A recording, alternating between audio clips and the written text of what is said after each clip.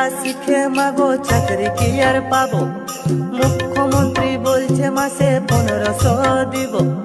পড়ালেখা শিখে মাগো চাকরি কি আর পাবো, মুখ্যমন্ত্রী বলছে মাসে 1500 দিব। বেকার ভাতার ফরম আমি আজই জমা দিব, এবারে আমি বেকার ভাতা পাবো, এবারে আমি বিহা করে নিব, এবারে আমি বেকার ভাতা পাবো, এবারে আমি বিহা করে নিব।